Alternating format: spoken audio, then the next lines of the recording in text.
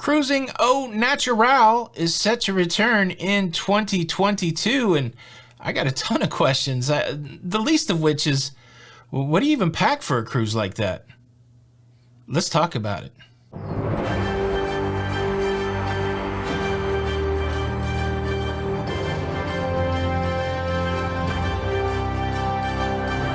Hey, what's up everybody? Welcome back to the Cruise News Show. I'm your host Tony, here with the latest cruise updates. Well, today's show could be a little bit sensitive if you have young ones who watch the show. Maybe this is not the show for them to watch. So scurry the little ones out of the room before we talk about cruising au naturel. Well, the cruise news is this. The company Bare Necessities Travel has chartered the Carnival Pride out of Tampa for 2 weeks in February of 2022 for an all-nude cruise. Now, certainly this isn't the first nude cruise ever. Bare Necessities actually been doing this since 1991. They're considered the gold standard when it comes to cruises without clothes. I think we should coin that phrase, cruises without clothes. Bare Necessities, the gold standard. And look, this isn't something that I would do. I'm not into being nude socially in front of a bunch of people, but there are enough people that do fill these cruise ships once a year. So it's an interesting part of that cruise life, an interesting segment of people out there who will cruise in the buff. And it left me with a bunch of questions. It's the researcher in me, and so I went looking for answers. I wanted to know, what's the deal? What's the philosophy behind this kind of cruising? And then I wanted some more tactical things, like what do you do on the cruise ship? What do you pack?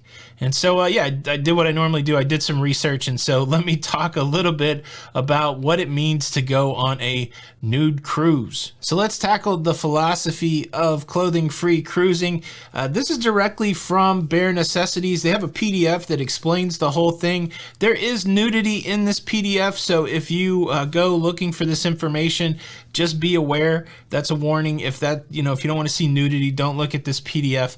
But they do have some interesting things about their philosophy and their tactics in it. And so first, let's look at their mission statement. Our mission is to provide a relaxing, entertaining, and health-conscious vacation opportunities that offer non-threatening natural environments where the appreciation, wonder, and compatibility of nature and the unadorned human form can occur. We also support the belief that sexuality is not a state of undress, but rather a state of mind, and that social nudity is not a sexual activity.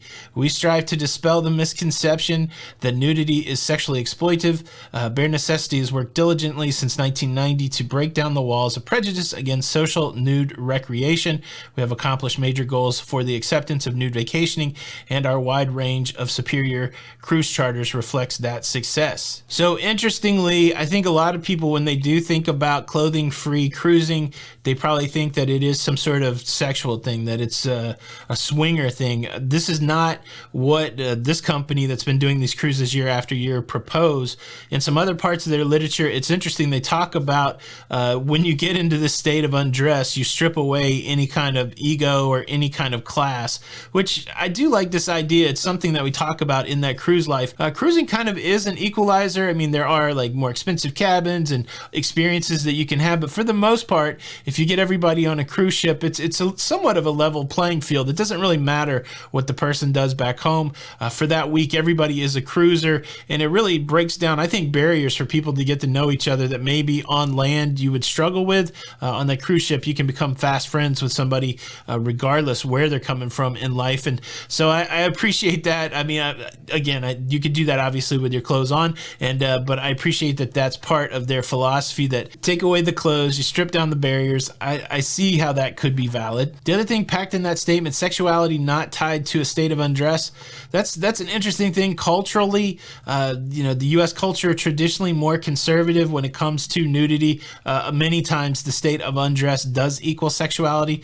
Maybe not the same way that it does in other parts of the world, but at least for the people that want to go on these cruises, seemingly they make that detachment. They're able just to enjoy being clothes free without that having that sexual component. So tactically how it works, are you in a state of undress the whole time that you're on a cruise ship, or are there times where you are closed?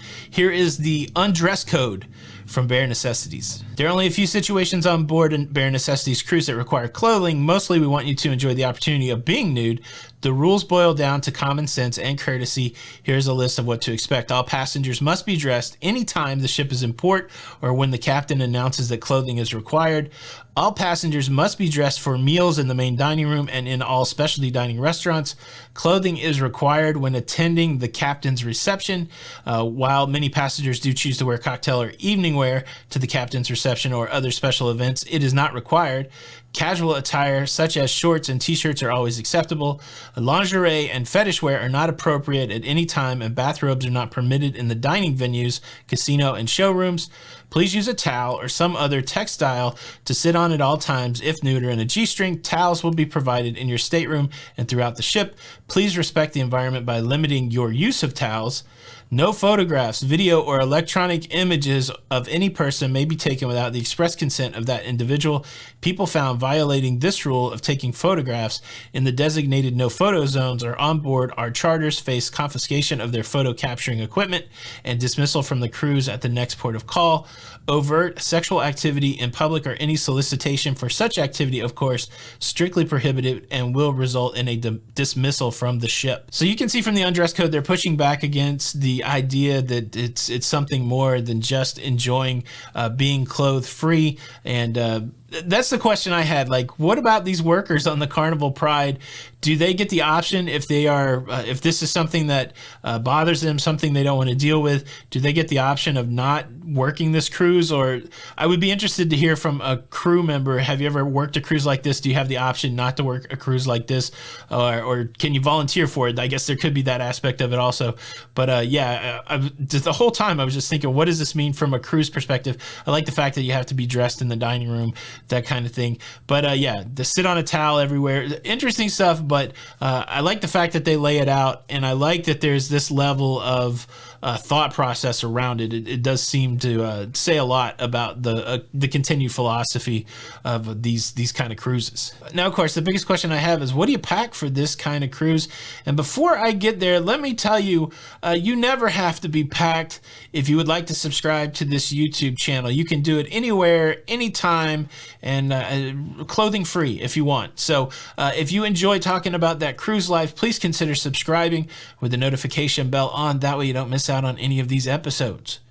Thanks in advance. Of course, is what do you pack for a cruise like this? I would just say not much, but maybe it's more than you think. And the number one thing on their list is actually what's the number one thing on my list most of the time on a regular cruise. So this is what to pack for a cruise of undress. Travel in style naturally. Pack as much as you like or as little as you like, whether at the pool or at the beach. Please protect yourself from the sun. That's right. The number one thing on this cruise, lots of sunscreen.